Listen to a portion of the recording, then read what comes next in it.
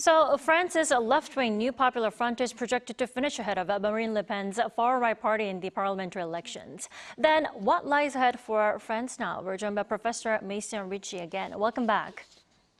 Hi, thanks for having me. Thanks for joining us. So Professor Richey, let's get to the point. What's behind the surprise second round result? Sure. So the main reason really comes down to the way that French legislative politics works. It's a two-round election system. In the first round, people, as we say, vote with their heart, and in the second round, they vote with their head. And so in between the first and the second round, the center-right Macronist collection of parties and a diverse coalition of center-left and even in some respects far left-leaning parties mostly backed out of races where their respective parties finished third in the first round vote. This was the case in about 220 electoral districts. So essentially this ended up forcing a choice on French voters to either vote for the far right, and that is to say the Rassemblement National, or to choose in some cases to vote for a party that people would prefer not to vote for, a party on the left or a party on the right where traditionally they might not have supported that. So this centrist dam ultimately held against the resurgence in the far right. So, basically what happened is a lot of France's Guillaumes and Céciles woke up and had their croissant and their café au lait, and they went out and they voted for a left party or a center-right party that they might not otherwise have voted for. I'll note also that we've sort of seen in part, I think, a resurgence of the left a little bit in France. This diverse coalition consisting of three parties, sort of major parties, France Unbowed, the Socialists, and the Eco Party, consolidated what is otherwise a sort of fractured left in between the first and second rounds and agreed to work together.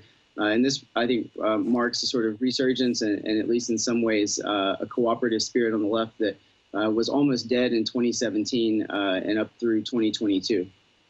Right, and we are still waiting for the full results to come out. But a projection shows that the far-right National Rally is looking to come a close third in between 132 and 152 seats. Isn't this still a great achievement for the party? Yes, of course. I mean, the main takeaway in France, both from the European elections and now from the snap legislative elections that Macron called and the results that we've seen in the first and second round, is that at the end of the day, France, has tilted dramatically more to the far right over the last 10 years. So if we look at what happened, for instance, in the 2017 legislative elections, that year, the National Rally got a grand total of 7 seats in the National Assembly. In 2022, after the first round, the projections, had them at somewhere between 35 and 55. They ended up with 89. So there's been growth already taking place between 2017 and 2022. And now in this snap election, the sort of median number of seats that they're expected to get is somewhere around 140 to 145. So obviously that's a dramatic growth, a 20-fold growth, essentially, from their results in 2017. And we've seen both in the European election and in the first round of these legislative elections that there's somewhere between 25 and 30% of the French population that is more or less in support of the anti-immigration, anti-Europe, nationalist populist program that the National Rally wants to put into effect in France. Well, Macron's gambles have kept the far right out of power, meaning he avoided the worst. But it doesn't mean Macron is in his safest place anymore, or is he? No, not at all. He got a lot of criticism, deservedly so, for, I think, a rash decision to dissolve the National Assembly the way that he did. And you just mentioned in your spot before me that, his current Prime Minister Gabriel Attal took a sort of veiled swipe at him for having made this decision. I would say, to some degree, the outcome of this is a little bit like a student in math class who gets the right answer, but it doesn't have the logic in the operations to get there. Right? They sort of lucked into a correct answer.